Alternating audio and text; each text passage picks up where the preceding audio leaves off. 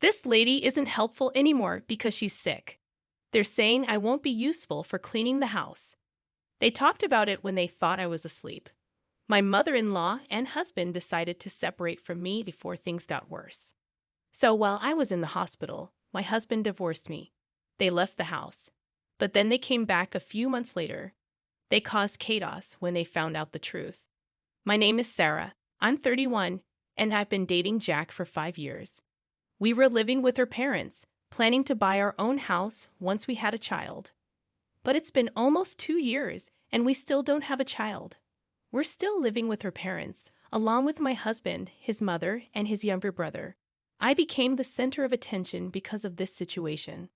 My parents, who live far away and need flights to visit, always regretted not being able to help me. However, my husband has always been very caring towards me and had a good relationship with my mother-in-law. We were far from the typical conflicts between mothers-in-law and daughters-in-law. It seemed like those issues didn't apply to us. Everything changed when I had an accident and broke a bone. I was hospitalized and couldn't move on my own in the first few days after the accident.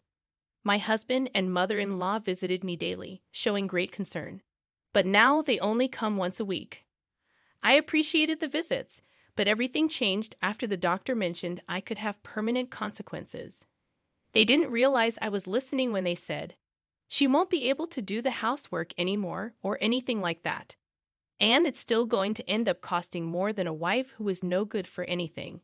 She already has problems getting pregnant, so having children is even more unlikely now. Maybe it's even a good thing we don't have children. If she becomes permanently bedridden, I'll be the one who has to take care of everything at home. I didn't get married for this. It wasn't to do all the housework and take care of someone like that. If she hadn't suffered that accident, she could have continued being our domestic worker. What a frustration. If this becomes a bigger problem, it's better to get rid of her. You can leave. I'm going to divorce her as quickly as possible." They had this conversation at the foot of my hospital bed, thinking I was asleep. I came to the realization that to them, I was more than just an employee or caretaker. After this understanding, both my husband and mother-in-law started treating me with open coldness. My husband's visits became rare. He probably wouldn't even be around if we had a son. With time, his visits diminished even more, not even once a week. My mother-in-law's visits were sporadic, filled with unpleasant remarks whenever she did show up. On the bright side, my brother-in-law was incredibly supportive. He handled the laundry and checked on me regularly. He visited almost every day and even took me outside in my wheelchair when I felt suffocated by the long hospital stay. I often felt worn out from the physical therapy, and there were times when I wanted to give up. But I believe I've made it this far largely thanks to my brother-in-law. His presence has been crucial to my physical recovery. The therapy is going well, but it's still hard to tell if I'll have any permanent issues. When I shared news of my progress with my husband and mother-in-law, I overheard discouraging comments. "We should have gotten rid of her sooner," my husband remarked. Their reaction sparked an argument in front of me, showing their unawareness of the impact of their words. However, amidst their heated exchange, my brother-in-law defended me. He reminded them of the care I had provided for our house and father-in-law over the past 5 years. It all started when I began dating my husband, and they suggested we move in together to save money before marriage. They assured me it wouldn't infringe on our privacy or require rent payment, as long as I helped care for my father-in-law during the day while my mother-in-law worked part-time. So my brother-in-law and I teamed up to take care of my father-in-law at home. They shared a close bond, especially over his hobby of collecting antique furniture. He even owned a separate house dedicated to his collection, and my brother-in-law and I always enjoyed hearing about it. My father-in-law cherished his son Alex and cherished the time they spent together. Over time, his health declined, and despite years of care, he sadly passed away. After his father's death, my husband proposed to me, thanking me for always taking good care of him. "Let's continue together. Let's get married," he said. Despite all my efforts and dedication to household care, when I became unable to move, my husband and mother-in-law treated me as if I was useless. When I finally regained mobility, I was furious and demanded resolution. My husband then proposed a solution. He offered me the house in exchange for settling our debts. He suggested dividing the property again.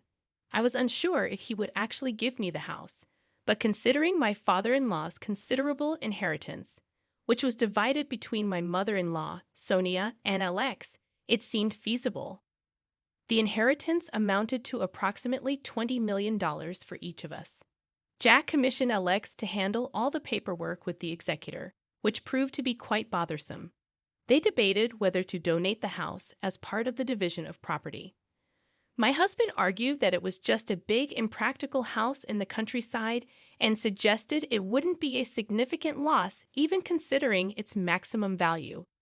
He estimated it was worth about $1 million, plus various taxes that would be deducted upon selling. However, Jack was concerned about potential future demands from me and the spread of rumors in the neighborhood if they appeared to abandon me. They discussed what to do with me, and Jack suggested that Alex should take responsibility for me, his brother. But my husband questioned Alex's sudden interest, accusing him of becoming interested in me. Jack dismissed the idea, stating that I was no longer useful to them and shouldn't be asked to take both me and the house. "It's fine. I'll be back later," Jack said dismissively, adding, "Just hope you won't come asking for money later. Remember what I told you. I can't return damaged goods."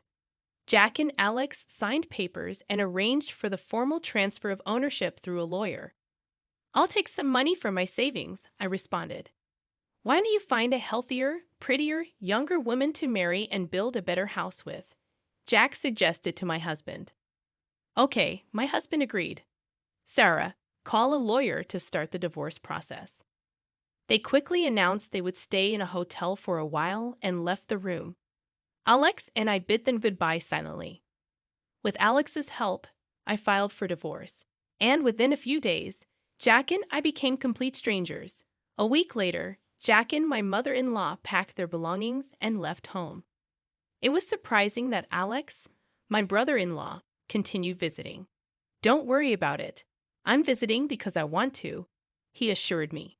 We took care of each other and did housework together. We've talked more in these 7 years than you ever did with my brother. We're friends. His kind smile comforted me, and all I could do was express my gratitude. A month later, I was discharged from the hospital. Though I still needed physiotherapy, I felt relieved to be home after so long. "Do you think they'll really come back?" I asked Alex, worried they might return and make me work again. "If they come back, I'll push them away. I can't forgive them for treating you so badly. Besides, they have no right to return to this house," Alex reassured me. Since I couldn't move like before, Alex took care of most domestic tasks. Luckily, as a freelancer, I could work from home and contribute financially. With bi-weekly physiotherapy, I recovered smoothly, without any complications. A year later, I was back to living as before, collaborating with Alex on household tasks. We even synchronized our days off to travel together. Just when I thought our peaceful days would continue, a storm hit suddenly one night. While Alex and I were having dinner, the door was knocked repeatedly, and the intercom rang nervously. Sonia's voice came through, demanding to be let in. I hesitantly opened the door, and Jack entered without hesitation, demanding food. I refused to serve her, asking why she was here. She claimed she had spent all her money and was going to live here again. As my ex-husband approached me with disgusting familiarity, I felt a surge of revulsion. "That's why I divorced you. I don't care about you anymore," I snapped back. Jack then began insulting me, just as her mother arrived. They both started acting as if they owned the place, making themselves at home. I threatened to call the police, but Jack argued that since the house was originally in her father's name, any agreements made were null and void. She demanded half of our savings, but I was shocked to hear that she had squandered everything on frivolous spending and investments I had no knowledge of. She even had debts amounting to $2,000. I refused to give her any money and called the police while Alex handled the situation calmly. It was astounding how bold Jack had become in just a year. Jack and her mother started wreaking havoc in the house, destroying precious furniture that held sentimental value for me. They laughed while causing the destruction, completely ignoring my pleas to stop. About 10 minutes later, when the police arrived, I explained the situation to them. "This is a disaster. Let's hear your side of the story," one of the officers said. "What's wrong with breaking things in my own house?" Jack retorted. "We're just getting rid of stuff we don't need. What's the problem?" Alex intervened, revealing that the house was actually in my name. "This house never belonged to these two. It's in Sarah's name," he explained. "What nonsense are you talking about? Before he died, our father-in-law left a will through a lawyer. He left everything to Alex," Sonia's mother chimed in. Upon hearing this, Jack and her mother were shocked. "So this isn't her property," Jack realized. "But wait, I'm her ex-husband.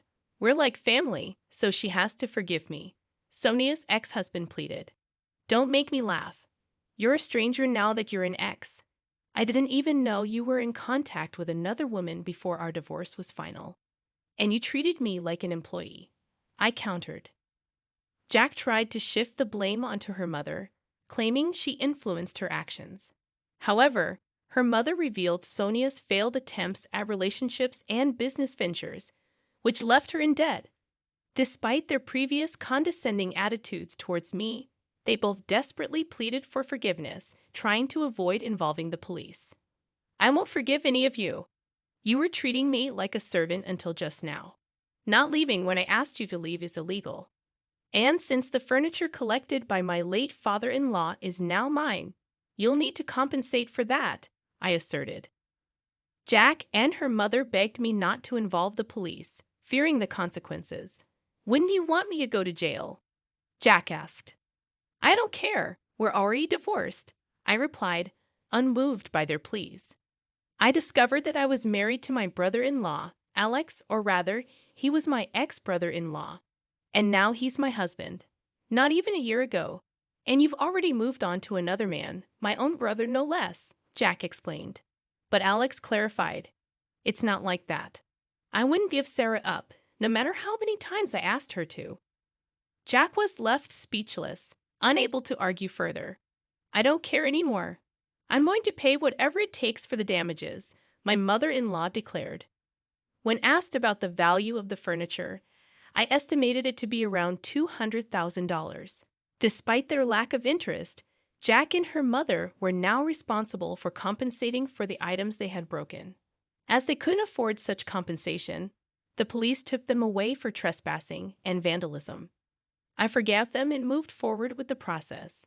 Jack and her mother sought help from Alex, but he bluntly rejected them, stating, "I'm ashamed to be blood relatives with you." As for the house, my father-in-law had left instructions for me to sell it and use the money as I wished. Alex revealed that the house's actual value was around $500,000, much higher than what we had initially thought. While we planned to sell the land eventually, for now, we decided to take it easy at home, as per my father-in-law's wishes.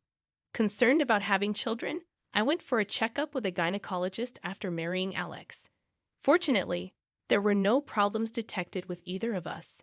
Now that the troublemakers were gone, Alex and I are happily living together.